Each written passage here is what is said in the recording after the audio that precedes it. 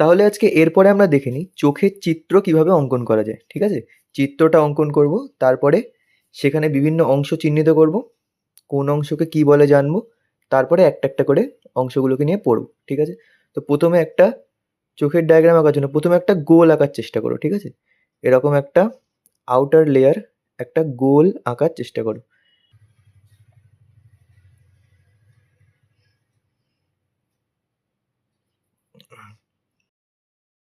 ব্যাস, এই হলো মোটামুটি একটা গোলীয় স্ট্রাকচার হলো।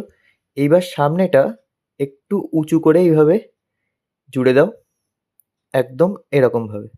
ঠিক হলো এই পর্যন্ত। আর এক কাজ করো, একদম পিছনের সাইডটা থেকে এবার নার্ভ বেরিয়ে যাবে, সুতরাং একটা এইরকম ভাবে একটা টানেল টাইপের স্পেস করে দাও এই পিছনের সাইডটা। ব্যাস, এই গেল আমাদের আউটার কভারিং, আউটার লেয়ার। ঠিক আছে, এই গেল আমাদের আউটলাইন। এইবার এর ভেতর পোর্শনটা আস্তে আস্তে স্টার্ট করবো করা। আর একটা লেয়ার ফর্ম করো আস্তে আস্তে, একদম এর বরাবর আর একটা লেয়ার ফর্ম হবে, একদম এই এর লাইন বরাবর। ঠিক আছে, করতে থাকো এরকম ভাবে। সেকেন্ড লেয়ার হলো,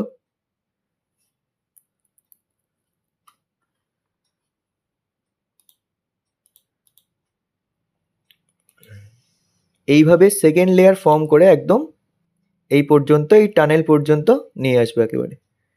ঠিক আছে, আচ্ছা এই গেল আমাদের সেকেন্ড লেয়ার। এইবার 3 নাম্বার লেয়ার, এইবার 3 নাম্বার লেয়ার হবে। এখানে ঠিক হলো না ব্যাপারটা, সুন্দরভাবে করে নেব। একটা সামনে কি থাকে, এখানে সিলিয়ারি বডি, তারারন্ধ্র, এরা সবাই থাকবে। তাহলে এরকম একটা স্ট্রাকচার ফর্ম করব, ফর্ম করে আবার এই লেয়ারটাকে কমপ্লিট করব।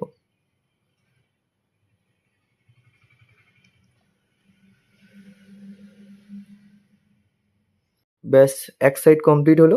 আর এক সাইড একদম সেম করব, এই সাইডে একদম সেম করব। এখানে একটা মাঝখানে তারারন্ধ্রের জায়গা রেখে একটা সিলিয়ারি বডি এঁকে আবার পুরো লেয়ারটা কমপ্লিট করে দেব।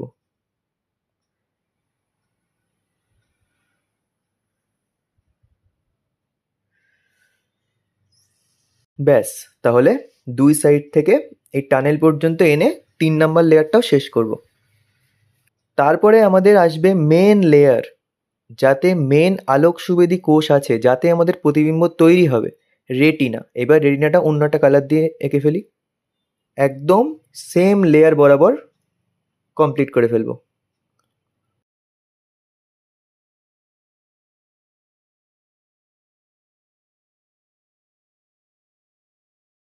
এনে একদম ওই টানেল শেপের কাছে এনে শেষ করে দেবো।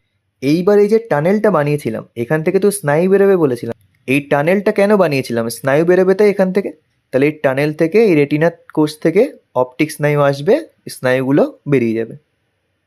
আচ্ছা এইবার আসছে, এই জায়গায় আমাদের লেন্স থাকবে, এই জায়গায় আমাদের লেন্স থাকবে সিলিয়ারি বডি দিয়ে সংযুক্ত। আর সিলিয়ারি বডির ওপরে একটা স্পেশাল জায়গা বানিয়ে দিই ক্যাপ মতন, যেটাকে আরেকটা নাম আছে, সেটা পরে আমরা দেখব।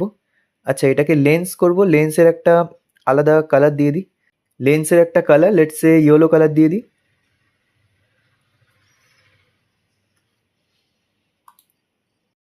এই গেল আমাদের মোটামুটি আমাদের লেভেলিং করার মতো কিন্তু কমপ্লিট হয়ে গেছে। শুধু কি থাকে, বাইরের লেয়ার একটা কনজাংটিভা থাকে এক্সট্রা, সেটাও আমরা এঁকে নেবো আলাদাভাবে। বাইরের লেয়ারে আলাদাভাবে একটা কনজাংটিভা এঁকে নেব। এই গেল আমাদের মোটামুটি ওভারঅল এন্টায়ার ডায়াগ্রাম।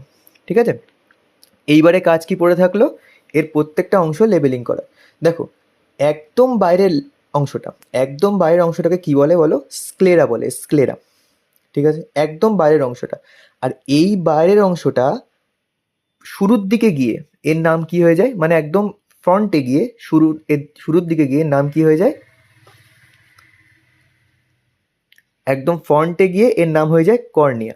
অর্থাৎ স্ক্লেরাল লেয়ারটা সামনের দিকে আস্তে আস্তে নাম হয়ে যায় কর্নিয়া। সেকেন্ড লেয়ারের নাম কি, সেকেন্ড লেয়ারের নাম হচ্ছে কোরয়েড। কোরয়েড, এই কোরয়েডটা সামনের লেয়ারে আস্তে আস্তে হয়ে যায় সিলিয়ারি বডি। সামনের লেয়ারে আস্তে আস্তে হয়ে যায় সিলিয়ারি বডি। তাহলে আমরা মনে কি রাখবো, আউটার লেয়ার স্ক্লেরা, সামনের দিকে এসে নাম হয় কর্নিয়া। আর সেকেন্ড লেয়ার কোরয়েড, সামনের দিকে এসে নাম হয় সিলিয়ারি বডি। ব্যাস, তাহলে এই দুটো জিনিস মিটে গেল। Ciliary body. এইবার এইবার আসছে এর পরের লেয়ার, মেন লেয়ার। মেন লেয়ারের নাম কি? যাতে সমস্ত আলোক সংবেদী কোষ থাকে তার নাম হচ্ছে রেটিনা।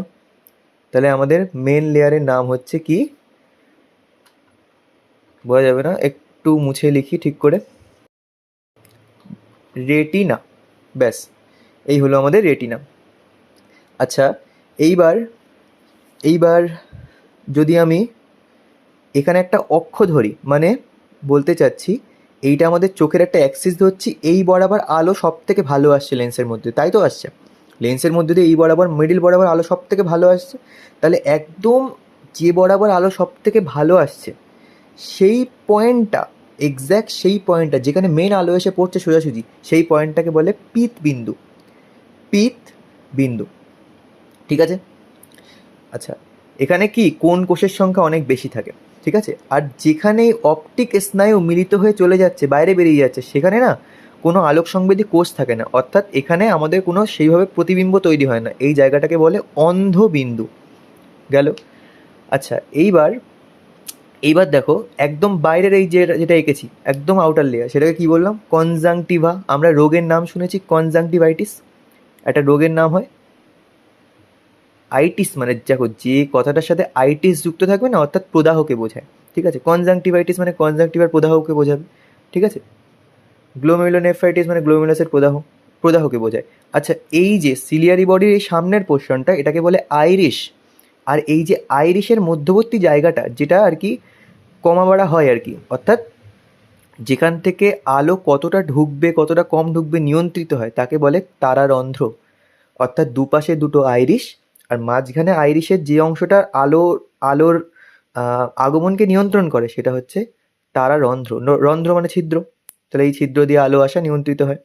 আচ্ছা, এইবার সিলিয়ারি বডির ওপরে একটা সাসপেনশন থাকে, যেমন বাইকের চাকায় সাসপেনশন থাকে না? অর্থাৎ লেন্সকে তো টেনে, মানে টানতে হবে অথবা চাপতে হবে, লেন্সের ফোকাল দৈর্ঘ্য অ্যাডজাস্ট করতে হবে, সুতরাং সেটাকে বলে সাসপেন্সারি লিগামেন্ট।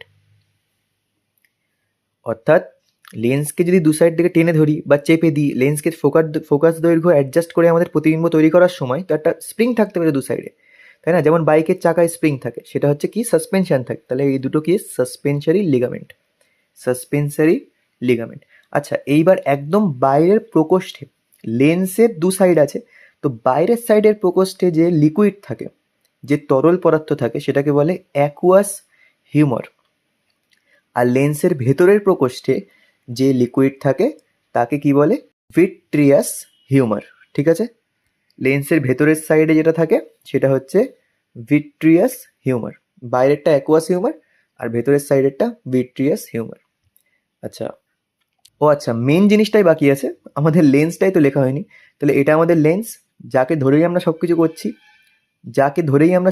করছি, এটাই আমাদের মেন জিনিস, লেন্স। আর একটা কি, এই যে স্নায়ুগুলো বেরিয়ে যাচ্ছে পিছন দিক, যেগুলো কি স্নায়ু?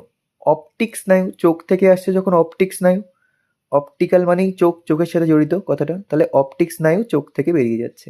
এইবার এই স্নায়ু ইনফরমেশন নিয়ে যাবে প্রতিবিম্ব, সেটা আমরা ব্রেনে প্রসেস করে দেখবো ফাইনালি যে কি দেখছি আমরা চোখ দিয়ে। তাহলে এই গেল, কি গেল?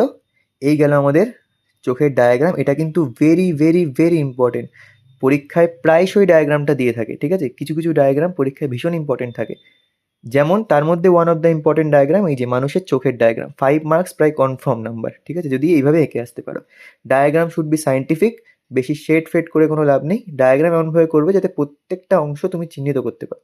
তাহলে এই গেল আমাদের প্রত্যেকটা অংশ, আর একদম মোটামুটি একটা আদর্শ ডায়াগ্রাম, চোখের ডায়াগ্রাম, ঠিক আছে? আচ্ছা, তাহলে এই গেল আমাদের চোখের ডায়াগ্রাম, ঠিক আছে? ভালো করে প্র্যাকটিস করো। Thank you so much.